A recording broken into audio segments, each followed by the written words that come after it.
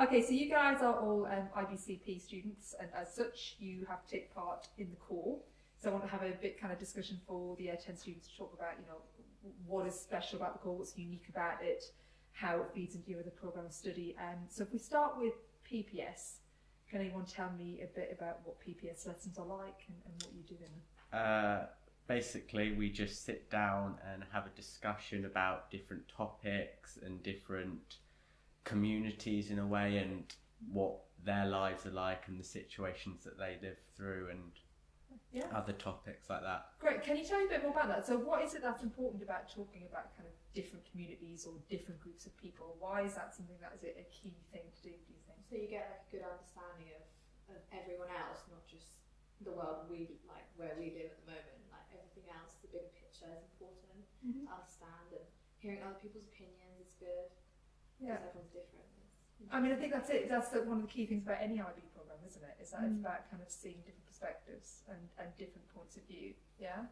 Okay. How else does that kind of happen within kind of PPS lessons or core lessons? How else do you get kind of different ideas of what other people's views and opinions are? Just talking to the class, because everyone has their own viewpoint on something, and it could be completely different to your own, and hearing that different point of view could open a different sort of view that you never realised before. Yeah, I mean, if you think about kind of like, I was just about to come to you, Emily, because I was thinking about one kind of particular lesson where we got into kind of a discussion about different viewpoints because of like your own family background and different backgrounds. Yeah. Well, I think what's nice is there is no pressure to be right, and I think it's what we create in the PPS lessons is such a comfortable environment. Like, it's not like this is the right answer, and if you have this opinion, you're wrong. Because I think it's important to be surrounded by people that you're comfortable with, and also to feel like your opinion is valid as well. Like, I mean, our discussion, like we found that we had quite a similar like family background and things, and it's a safe space to explore your opinions. And it's like, I know from my experiences in the lessons, it's like, well, I'm like, well, okay, well, it's like this, but what if it's not? And but what if someone disagreed with you? And I think it teaches us to be a lot more open-minded as well, which is obviously important. Doing an international qualification, like the whole point of the IBCP is like to be internationally minded, and it's really encouraging in those lessons because you can get so many different perspectives. Yeah, and it's nice that like there's never a wrong answer either, and like we can like see other people's perspectives and get to involve each other in our own. There's got to be a lot of respect though, because everyone's got a different opinion, and sometimes I'll have a strong opinion and someone else will have a complete different like view on the situation, and it's just about yourself. You have to listen and take in what they're going to say just as well as everyone else's for your opinion. So yeah, I mean, that kind of brings us quite nicely to the reflective project, because actually the whole point of the reflective project, which is the kind of the essay at the core, is that you have to take something you're interested in, an ethical issue you're interested in, and then look at different points of views. Can any of you talk to me about what you're thinking your ideas for a reflective project might be? Silence. I'm going to start with you, Leah, because I know you put an interesting one. There's loads of them with sport, media, or performing arts. Like, for example, performing arts one would be, do you think it's fair to categorise people in auditions like they're too skinny, they're too fat, they're like this, like body shaming people? Because obviously being in the 20th century, we try and like not go down that path. So that's something you can debate about. Something in sport, like taking enhancement drugs or something. Performing enhancing drugs. Yeah. Is that acceptable or not? And the one I was thinking about doing was with media, like presenting on television or something. So if you, for example, if you have immigrants and you have some dead bodies on a beach, is it like morally okay to film them, like out of respect for the dead people, or is it educational for some people? Like, it's just a massive debate. It really depends on the person and the situation and what their experience might be, but then it can go like a million different ways. And that's it, isn't it? Because actually the whole point of the reflective project is it's those grey areas and whether it's morally acceptable or not. And that you've hit on a really good example there, because the people who are reporting on that would argue that this is their job and it is highly necessary Yeah. to give people information about this that's happening. You know, people can live in very closed communities where they don't understand why this is happening. So it's part of kind of informing people. But you're right. It is. You have to think about respect and then educational. Yeah. Anybody get any other ideas for what they're thinking about reflective project wise? Yeah, I mean, I was like thinking like performing arts, like thinking more into the music industry, and thinking like, is it okay to like do like lip syncing and auto tune, and like I just know I'm gonna start off with one opinion, have like a completely different one at the end, like, and it's just so far you can go with it. And I think it'd be quite a good topic to do. Absolutely, because you have got that idea of whether it's it's entertainment. That's the point. Performance industry, it's all about entertainment, but is it not just lying if you're using auto tune all the time or lip syncing? You know, does it matter? Does it not? And you're right, there are many points of view on that kind of thing as well.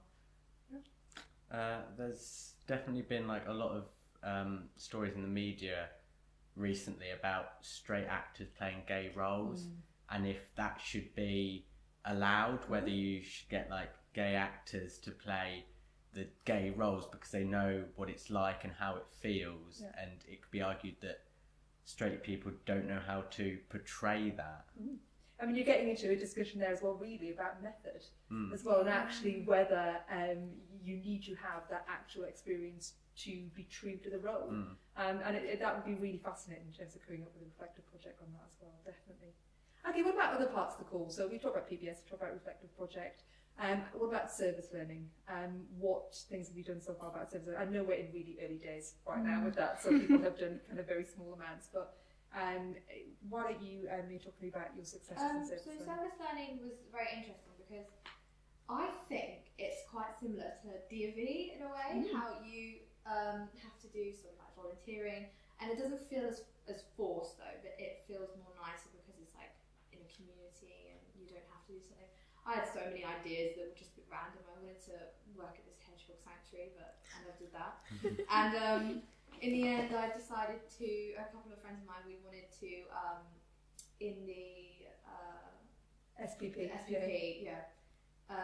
people there were really passionate about performing arts, and we felt like it would be great if we could have some dance classes with them or singing classes and just get them involved more in performing arts, because we felt that they weren't as included in everything else as we were. So you'd go over and we'd prepare a little warm-up or something. Just to clarify, so the SPP is our specialist provision, and that's for students who are doing a kind of access to education and learning about life skills and that sort of thing. And quite often what's missing from their curriculum is this root of the arts. Yeah, and it wasn't just about being fit and stuff. It was great for them because they got to hang around with us with the same age, and it's just about, we were just lovely and friendly. It was really nice. And I think to add on to that, I think it was nice for them to feel that they were included as well, because they can get left out of the other subjects, to know that people from performing arts are coming over and working with them because they want to work with them must be a really nice feeling, and it's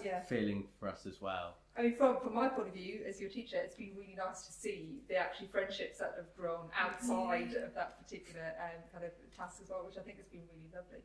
Okay, and language development.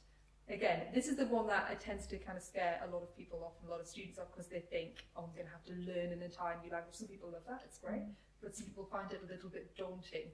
What have you guys done with language development? It's very independent learning. It's not you sit down in front of a teacher that tells you to do something. It's very do it in your own way.